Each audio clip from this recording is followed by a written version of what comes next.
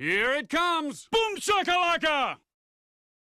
E aí galera, tudo bom? Aqui quem está falando é o Vavo. Hoje vocês não estão me vendo, apenas escutando. Este vídeo é um pouco diferente. Vocês lembram, não faz muito tempo eu fiz um vídeo /áudio falando da troca do Kyrie Irving pelo Isaiah Thomas entre Cleveland e Boston. Então o vídeo de hoje é um pouco parecido. Por que eu estou fazendo isso? Bom, o principal motivo é porque está tendo uma obra no lado do meu prédio e está tendo um som de britadeira o dia inteiro, então realmente não tem como eu gravar um vídeo lá, porque vaza muito som da britadeira no microfone. Então eu saí do meu escritório, me mudei para um lugar mais silencioso, mas para cá eu não consigo trazer meu equipamento de vídeo, então estou fazendo mais um vídeo estilo podcast. Isto não é um problema, porque o vídeo de hoje ele é apenas de opinião, eu vou apenas falar o que eu acho. Vocês viram meu último vídeo? Porque para entender esse aqui é necessário ter visto o meu último vídeo. Eu vou colocar aqui em cima um cartãozinho com um link, ou então também aqui na descrição do meu vídeo. Ele era um vídeo de quiz, onde eu precisava acertar os 100 melhores jogadores da atual NBA de acordo com a lista da ESPN. E essas listas, elas são sempre muito polêmicas. Se vocês virem os comentários desse meu vídeo que eu acabei de lançar 3 dias atrás, vocês vão perceber que muitas pessoas não concordam com vários jogadores que estão na lista ou não concordam com a ordem dos jogadores na lista. Existem algumas coisas meio óbvias, como o DeMar DeRozan estar em 38º ou 39º na lista. É óbvio que ele é muito melhor do que isso. O DeMar DeRozan era um jogador que estava no terceiro time da NBA, né, do All-NBA Third Team. Mas eu não estou aqui para discutir quem é melhor ou quem é pior que quem. Eu não estou aqui para discutir se LeBron James é melhor que Kevin Durant, se Harden é melhor que Westbrook. Esse vídeo aqui é para falar dos jogadores injustiçados, os jogadores que ficaram fora dos 100 melhores da NBA, mas que, ao meu ver, deveriam estar na lista. Então eu fiz um top 5 dos jogadores que ficaram de fora da lista dos 100 melhores da NBA, segundo a ESPN, e eu vou colocar eles ranqueados do número 5 ao número 1, mas antes de fazer isso, eu vou citar outros 3 jogadores, menções honrosas de jogadores que também poderiam aparecer na lista, que foram jogadores também que falaram nos comentários do meu vídeo anterior. A primeira menção honrosa, que não entra no meu top 5, é o Dwayne Wade. Ele jogou a última temporada no Chicago Bulls, ele teve médias de 18,3 pontos, 4,5 rebotes e 3,8 assistências. Se vocês estão por dentro das notícias, foi ontem ou anteontem que ele saiu do Chicago Bulls, né? Ele rescindiu com o Chicago Bulls, o chamado buyout. Ele abriu mão de parte do dinheiro que ele receberia para se tornar um free agent e agora ele pode escolher o time que ele vai jogar na próxima temporada. Ele provavelmente ficou de fora dos 100 melhores da temporada 17-18 por causa de um vício, né? As pessoas se baseiam muito no Dwayne Wade antigo, que era um jogador que já fez 30 pontos por partida, que já conduziu o Miami Heat ao título da NBA, que já foi MVP das finais de 2006. As pessoas pensam nesse Dwayne Wade, e como o Dwayne Wade de hoje não é tão bom quanto aquele Dwayne Wade de antigamente, as pessoas acham que ele é um jogador que não deveria estar entre os 100 melhores.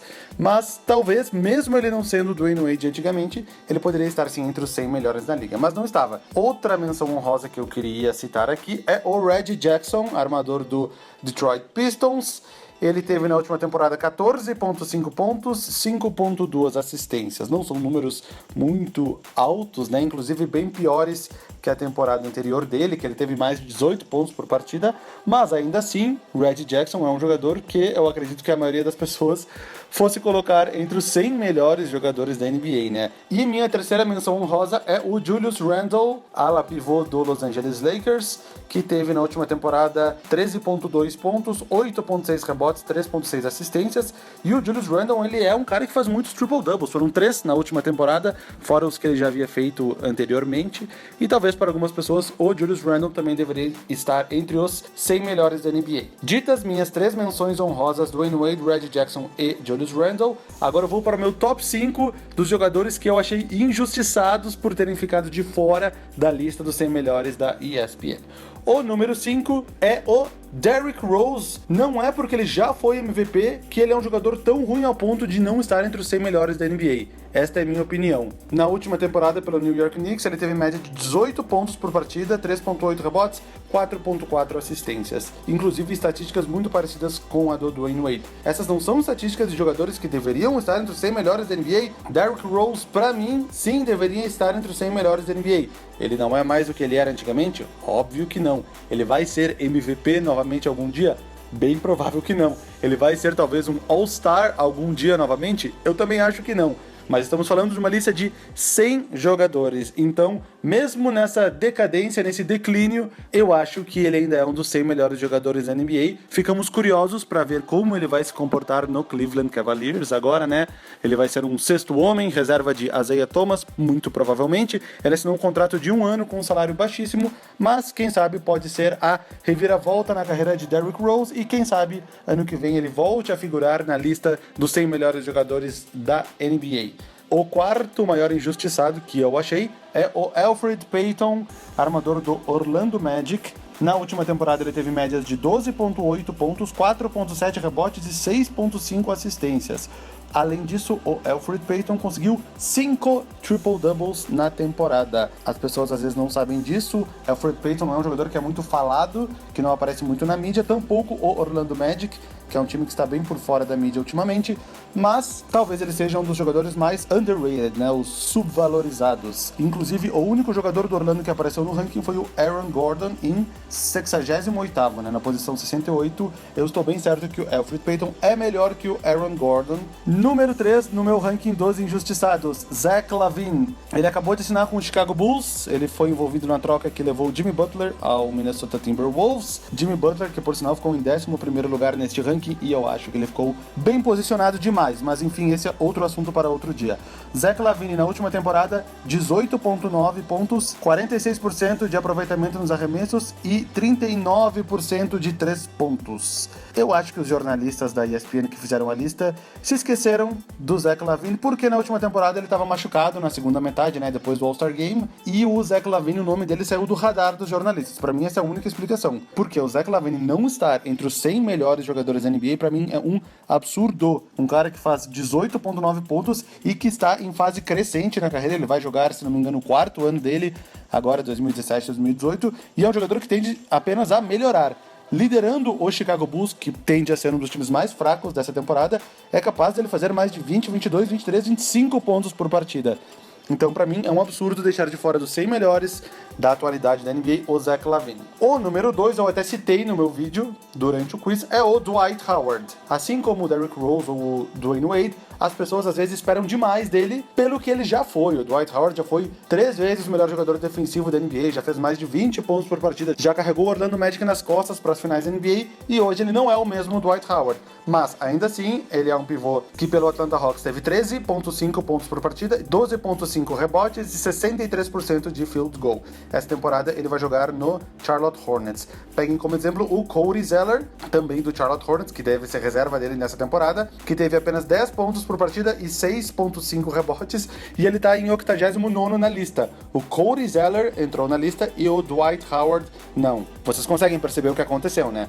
O Dwight Howard foi subvalorizado porque ele já foi um jogador muito melhor. Claramente, ninguém pode negar que Dwight Howard é um jogador melhor do que Cody Zeller. E o primeiro lugar do meu ranking foi um jogador que nem eu lembrei na hora de preencher. Quando apareceu o segundo jogador do Milwaukee Bucks depois do Antetokounmpo, eu já fui direto no Chris Middleton, sendo que na verdade este jogador é o segundo melhor jogador do Milwaukee Bucks. Eu estou falando do Jabari Parker. Na última temporada ele teve mais de 20 pontos de média, 6.2 rebotes em 49% de aproveitamento nos arremessos. Se vocês não se lembram, o Jabari Parker estava sendo cogitado para jogar o All-Star Game no ano passado pela Conferência Leste.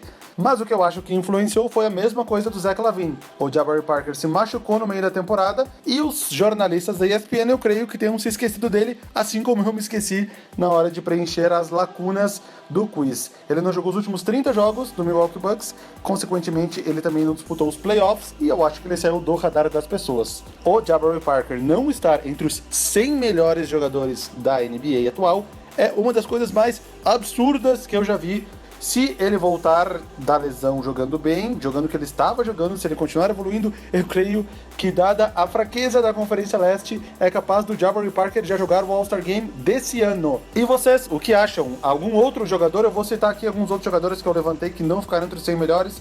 O Jonas Valanciunas, Joe Johnson, Jali Okafor, Mason Plumlee, Justice Winslow, até o nosso Nenê, que teve uma das suas melhores temporadas pelos Houston Rockets. Vocês concordam com a minha lista? Discordam da minha lista? Colocariam mais alguém?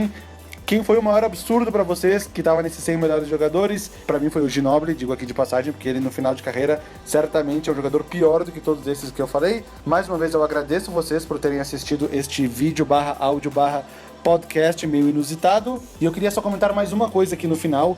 Eu estou tendo uma dificuldade de tempo para continuar gravando um vídeo a cada 3 dias. Tá muito corrido, para quem não sabe, eu sou guitarrista da Fresno e nos próximos finais de semana eu vou ter muitos shows. O próximo final de semana eu vou estar em São Luís do Maranhão, Belém do Pará e Manaus. E eu estou com dificuldade de manter a média de um vídeo a cada 3 dias. Então, momentaneamente, eu vou mudar para um vídeo a cada 4 dias. Pelo menos até começar a temporada regular da NBA. Depois, se eu conseguir, eu pretendo voltar a fazer vídeos com mais regularidade, de preferência voltar para um vídeo a cada 3 dias, beleza? Muito obrigado a quem assistiu até o final, deixo aqui um grande abraço para vocês e nos vemos daqui a 4 dias, não 3 dias que nem eu sempre falava. Um grande abraço.